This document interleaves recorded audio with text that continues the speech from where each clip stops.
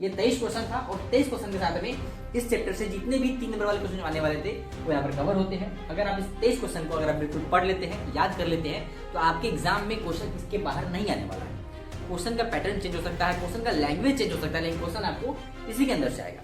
ठीक है, हेलो नमस्ते सभी को, मैं हूं आपका भाई रमन सिंह और स्वागत है आप सभी का आज के इस वीडियो के अंदर। आज का ये वीडियो हमारे पेज सीरीज का दूसरा वीडियो है और आज के इस वीडियो के अंदर हम क्लास 10 हिस्ट्री के chapter 1 the rise of nationalism in Europe के जो इंपॉर्टेंट क्वेश्चंस हैं, जो पीवाईक्यूज हैं, हम डिस्कस करने वाले हैं। इस वीडियो में आपको जितने भी क्वेश्चंस होंगे, हर क्वेश्चन का अलग अलग रूप में आपको देखने के लिए मिलेगा। जैसे आप यहाँ पर देख सकते हैं क्वेश्चन 1 है, लेकिन आपको यहाँ पर 3 क्वेश्चन देखने को मिल रहा है। एक क्वेश्चन का 3 रूप। इसी प्रकार से इस वीडियो में हम केवल 3 मार्क्स क्वेश्चन को डिस्कस करेंगे। अगली वीडियो में इसी चैप्टर से 5 मार्क्स क्वेश्चन डिस्कस करेंगे और उसके अगले वीडियो में इसमें इसी चैप्टर्स के जो एमसीक्यूज हैं, जो 1 मार्क्स क्वेश्चन उनको डिस्कस करेंगे। इस जो क्वेश्चन जो हम यहाँ पे लिखवा रहे हैं, इन सभी क्वेश्चन का अगर आपके पास आंसर अवेलेबल है तो इट्स वेल एंड गुड। अगर नहीं है तो आप हमारे टेलीग्राम चैनल पर जाइएगा, वहां पर आपको इन सभी क्वेश्चन का आंसर एज इट इज मिल जाएगा। वहां से आप जो डाउनलोड कर लीजिए, उसको याद कर लीजिएगा। अगर आप मेरे कहे हुए बातों को मानते हैं, अगर आप इन सभी क्वेश्चन को याद कर लेते हैं, तो फॉर श्योर मैं गारंटी के साथ कह सकता हूं कि आपके जितने मार्क्स आने वाले हैं उनमें काफी ज्यादा बोनस आने वाला है। ठीक है, तो चलिए शुरू करते हैं। पहला क्वेश्चन दिया हुआ है, describe any 3 economic hardships faced by Europe in 1830s। Europe में जो 1830s का जो समय था, यानी कि जो 1830 का जो दशक था, उसमें इकोनॉमिक हार्डशिप का समय था, यानी कि आर्थिक तंगी का समय था। तो उसके कुछ रीजंस को डिस्क्राइब करना है, उस चीज को यहाँ पे डिस्क्राइब करना है। इसी क्वेश्चन का अगला प्रारूप हो सकता है, great economic hardships in Europe prevail in 1830s। Prevail शब्द का मतलब होता है फेमस होना, प्रचलित होना। तो 1830s में, यानी कि 1830 के डिकेड में क्या होता है कि ग्रेट इकोनॉमिक हार्डशिप यूरोप में काफी ज्यादा फेमस होता है, काफी ज्यादा फैला हुआ होता है। ठीक है, तो इस स्टेटमेंट को यहाँ पर आर्गुमेंट के साथ प्रूफ करना है, यानी कि इसके बारे में यहाँ पर 3 पॉइंट लिखना है। ये 3 मार्क्स क्वेश्चन है, तो इसमें कम से कम आपको 3 पॉइंट लिखना पड़ेगा। ठीक है, और अगर आपको याद है तो आप उसमें 2 पॉइंट्स में और ऐड कर सकते हैं। ठीक है, इसी क्वेश्चन का अगला रूप हो सकता है, why was the decade of 1830s known as great economic hardships in Europe. यानी कि यूरोप का जो समय था, 1830 का जो समय था यूरोप में, उसको ग्रेट इकोनॉमिक हार्डशिप की तरह क्यों देखा गया। ठीक है, इस चीज को यहाँ पर 3 रीजन के साथ एक्सप्लेन कर देना है। ठीक है, तो अगर आपके पास में इसका आंसर है तो बहुत बढ़िया बात है, कोई दिक्कत नहीं है। अगर नहीं है तो आप हमारे चले जाइए टेलीग्राम चैनल पर, आपको लिंक मिल जाएगा हमारे डिस्क्रिप्शन बॉक्स में, और वहां से डाउनलोड कर लीजिएगा, तो याद कर लीजिएगा। ठीक है, अगला क्वेश्चन है, how had the female figures become an allegory of the nation during the 19th century in Europe analyse. 19th century के समय में, यानी 19वीं शताब्दी के समय में यूरोप के अंदर जो फीमेल फिगर था, यानी कि जो स्त्री का जो फिगर था, उसको एलिगरी के रूप में देखा गया। एलिगरी शब्द का मतलब होता है, अगर हिंदी में बोले तो अलंकार कह सकते हैं, रूपक कह सकते हैं। अगर हम इंग्लिश में बात करें एक सिंपल लैंग्वेज में, तो रिप्रेजेंटेशन, यानी किसी भी चीज को किसी भी दूसरे रूप में रिप्रेजेंट करना, उसी को बोलते हैं एलिगरी। ठीक है, तो एक फीमेल फिगर को एक एलिगरी के रूप में क्यों देखा गया। ठीक है, तो उस बात को यहाँ पर एक्सप्लेन करना है, किस प्रकार से वो सब इवॉल्व हुआ था, उसके बारे में आपको यहाँ पर एक्सप्लेन करना है। अगला क्वेश्चन है, how did nationalism develop through culture in Europe, explain. Europe में जो कल्चर था, जो वहां का संस्कृति था, जो वहां का लैंग्वेज था, लैंग्वेज और संस्कृति के बेस पे किस प्रकार से लोगों के अंदर में राष्ट्रवाद का भावना उत्पन्न होता है। ठीक है, इस क्वेश्चन का अगला रूप होगा तो आपको बताएंगे अगली बार, फिर बोर्ड पे लिखेंगे उस समय। इसको इरेज करते हैं, फिर दोबारा से आते हैं। हाँ, तो हम वीडियो पॉज करके दोबारा से क्वेश्चन लिखे हैं, ताकि वीडियो का ड्यूरेशन जो है ज्यादा लंबा नहीं हो, कम से कम समय में वीडियो हमारा खत्म हो जाए। तो जो तीसरा नंबर क्वेश्चन था, उसका दूसरा पार्ट, यानी कि उसका दूसरा रूप हो सकता है कि culture had played an important role in the development of nationalism in Europe during the 18th and 19th centuries, support the statement with examples. यानी यूरोप में जो 18th और 19th सेंचुरी का जो समय था, उस समय में जो वहां का कल्चर था, जो वहां की संस्कृति थी, वो वहां के लोगों के अंदर में नेशनलिज्म यानी कि राष्ट्रवाद का भावना उत्पन्न करने के लिए, पैदा करने के लिए किस प्रकार से रिस्पॉन्सिबल थी। तो उस चीज को यहाँ पर एक्सप्लेन करना है। अगला क्वेश्चन है, how did a wave of economic nationalism, ध्यान दीजिए, how did a wave of economic nationalism strengthen the wider nationalist sentiments growing in Europe, explain. यानी यूरोप में जो राष्ट्रवाद की भावना जो बढ़ रहा था, यानी नेशनलिस्ट सेंटिमेंट जो बढ़ रहा था, उसमें इकोनॉमिक नेशनलिज्म का क्या रोल था। ठीक है, यानी कि जो इकोनॉमिक नेशनलिज्म है वो किस प्रकार से नेशनलिस्ट सेंटिमेंट को मजबूत करता है, उसको स्ट्रेंथन करता है, उसको यहाँ पर एक्सप्लेन करना है।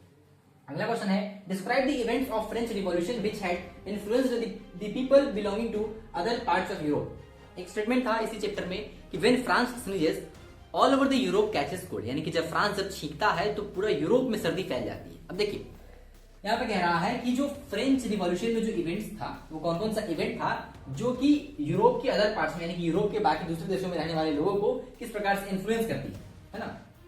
Describe the events French revolution का, उस इवेंट का डिस्क्राइब करना है जो कि यूरोप के अदर पार्ट्स में रहने वाले लोगों यानी कि दूसरे देश में रहने वाले लोगों को इन्फ्लुएंस कर रही है, उस चीज को यहाँ पर एक्सप्लेन करना है। अगला क्वेश्चन है, how did the local people in the areas conquered by Napoleon react to French rule. अब देखिए, यानी कि वैसा जगह जहां पर नेपोलियन का कब्जा था, वैसा जगह जहां पर नेपोलियन कब्जा किया हुआ था, तो वहां के लोग जो हैं फ्रेंच रूल के अकॉर्डिंग फ्रेंच रूल को किस प्रकार से रिस्पॉन्ड करते हैं, उस चीज को यहाँ पे एक्सप्लेन करना है। अगला क्वेश्चन कह रहा है, explain the conditions that were viewed as obstacles to the economic exchange and growth by the new commercial classes during the 19th century Europe. Europe के अंदर 19th सेंचुरी में जो न्यू कॉमर्शियल क्लास के लोग थे, यानी कि जो न्यू बिजनेसमैन थे, वो इकोनॉमिक एक्सचेंज और ग्रोथ के लिए किन चीजों को एज अ बैरियर मान रहे थे, किन चीजों को एज एन ऑब्स्टेकल मान रहे थे, उस चीज को यहाँ पर एक्सप्लेन करना है। ये जितने भी क्वेश्चंस है, हो सकता है आपको इसका आंसर नहीं मालूम हो सकता है मालूम हो। अगर मालूम है तो बहुत बढ़िया बात है, कोई दिक्कत नहीं है। अगर नहीं मालूम है तो चले जाइए आप हमारे टेलीग्राम चैनल पर, आपको लिंक मिल जाएगा हमारे डिस्क्रिप्शन बॉक्स में, वहां से उसको डाउनलोड कर लीजिए, उसको याद कर लीजिए। हाँ, तो अगला क्वेश्चन है, what were Jacobin clubs. Jacobin club क्या था? How did their activities and campaigns help to spread the idea of nationalism abroad, explain. यानी कि जैकोबिन्स क्लब क्या था और जैकोबिन क्लब्स का जो कौन कौन सा एक्टिविटी था, कौन कौन सा कैंपेन था, जिसकी वजह से जैकोबिन क्लब का जो आइडिया था नेशनलिज्म यानी कि राष्ट्रवाद का जो आइडिया था, जो आइडियोलॉजी था, वो किस प्रकार से अब्रोड यानी कि बाहर तक फैलता है, उस चीज को यहाँ पर एक्सप्लेन करना है। अगला क्वेश्चन है, explain the process of unification of Italy. ये जो 3 क्वेश्चन है, unification of Italy, unification of Germany और मेकिंग ऑफ ग्रेट ब्रिटेन, ये 3 क्वेश्चन जो है काफी इंपॉर्टेंट होता है। तीनों में स्टार मार्क किया हुआ है। इस तीनों में से एक क्वेश्चन आने का चांस मेरे हिसाब से बहुत ज्यादा है। ठीक है, तो एक है process of unification of Italy, एक है process of unification of Germany, और एक है how had Britain come into existence. यानी कि पहले जो ब्रिटेन था वो एक नेशन स्टेट नहीं था, बाद में बनता है, तो वो नेशन स्टेट बनने की जो प्रक्रिया है उसको यहाँ पर एक्सप्लेन करना है। अगला क्वेश्चन है, name the female allegory which was invented by artists in the 19th century to represent the nation of France, explain any 2 features of it. यानी कि फ्रांस को एज ए नेशन रिप्रेजेंट करने के लिए 19th सेंचुरी में जो artist ने जिस एलेगरी का इन्वेंशन किया था, उस फीमेल एलेगरी का नाम लिखना है और इस फीमेल एलेगरी का 2 फीचर लिखना है।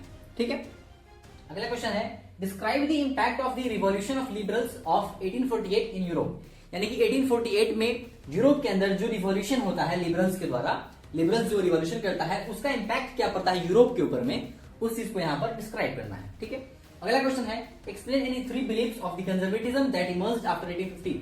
1815 के बाद में जो कंजर्वेटिज्म का जो आइडिया जो इमर्ज करता है, जो आइडियोलॉजी जो इमर्ज करता है, जो बिलीफ उसका इमर्ज करता है, उस बिलीफ के बारे में 3 पॉइंट लिखना है।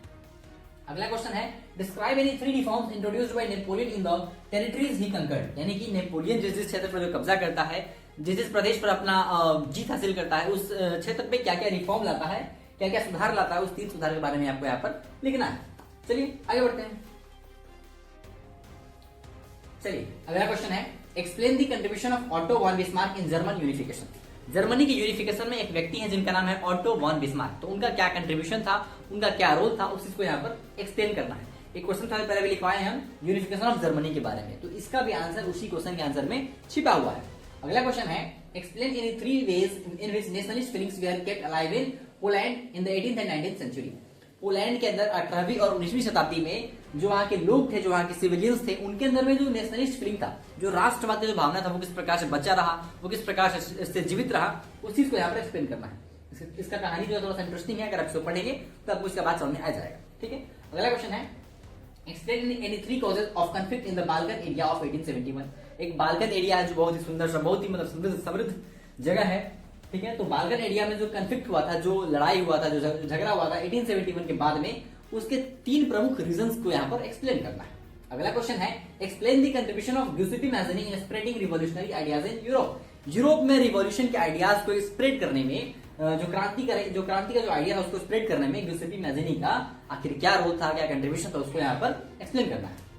अगला है, explain how Ireland was incorporated into UK in 1801। 1801 में यूके के साथ में आयरलैंड को इनकॉर्पोरेट किया गया था, किस प्रकार से किया गया था, उसको यहाँ पर एक्सप्लेन करना है। अगला क्वेश्चन है, explain any 3 features of the national state that emerged in Europe in the 20th century.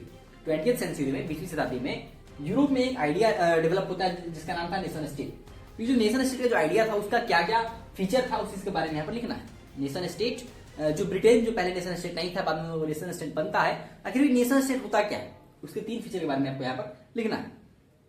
अगला क्वेश्चन है explain any 3 features of Napoleonic code. Napoleonic code क्या होता है, हर कोई जानता है, उसका कुछ मेरिट है, कुछ डिमेरिट है, तो आपको यहाँ पर उसके 3 फीचर्स के बारे में लिखना है। वो 3 मेरिट भी हो सकता है, वो 3 डिमेरिट भी हो सकता है, फिर दोनों मिलाकर भी लिख सकते हैं, ठीक है। अगला क्वेश्चन है explain any 3 measures introduced by the French revolutionaries to create a sense of collective belonging among the French people. जो फ्रेंच रिवॉल्यूशनरी थे, जो फ्रांस में जो क्रांतिकारी लोग थे, वो कौन कौन से आइडिया को अपनाते हैं, वो कौन कौन से मेजर्स को, वो कौन कौन से स्टेप्स को अपनाते हैं, जिसकी वजह से फ्रांस के लोगों के बीच में, फ्रांस के जो लोग थे उनके बीच में यूनिटी का फीलिंग आता है। कलेक्टिव बिलोंगिंग मतलब एक यूनिटी का, एक एकता का भाव उत्पन्न होता है। वो कौन कौन से मेजर्स है उसको यहाँ पर एक्सप्लेन करना है। तो अभी तक हम लोग यहाँ पर 23 क्वेश्चन की बात कर चुके हैं, और 23 क्वेश्चन का आंसर जो है आपको मिल जाएगा हमारे टेलीग्राम चैनल पर, जिसका लिंक मिल जाएगा आपको हमारे इसी वीडियो के डिस्क्रिप्शन बॉक्स में नीचे, ठीक है। आपसे दरख्वास्त ये रहेगी लास्ट में कि आप इस वीडियो को लाइक कर दीजिए, अपने मित्रों के साथ इसको शेयर कर दीजिए, चैनल को सब्सक्राइब करके नोटिफिकेशन ऑन कर लीजिए। और जो बच्चे हमसे ऑफलाइन में पढ़े हुए हैं उनसे मैं एक बात कहना चाहता हूं कि आप लोग अपने फीडबैक को इस वीडियो के कमेंट में जरूर लिखिएगा, क्योंकि आपका जो फीडबैक है वो मतलब हमारे लिए बहुत इंपॉर्टेंट है। आप जो फीडबैक देंगे उससे जो नए बच्चे आएंगे वो उसको पढ़ के उनके अंदर ट्रस्ट डेवलप होगा मेरे प्रति, ठीक है। तो आप एक काम कीजिए, आप कमेंट बॉक्स में अपना फीडबैक जरूर दीजिएगा। बाकी फिर अगला वीडियो जो आएगा उस वीडियो में इसी चैप्टर से हम लोग 5 मार्क्स क्वेश्चन को कवर करेंगे। लगभग 10 से 11 क्वेश्चन होगा 5 मार्क्स वाला, उसमें सारा कवर हो जाएगा। उसका अगला वीडियो होगा, उसमें 1 मार्क्स क्वेश्चन कवर हो जाएगा। बाकी इसी प्रकार से हम सभी चैप्टर्स को खत्म कर लेंगे काफी जल्द से जल्द। मिलते हैं फिर नए वीडियो में नए टॉपिक के साथ, तब तक के लिए जय हिंद, जय भारत।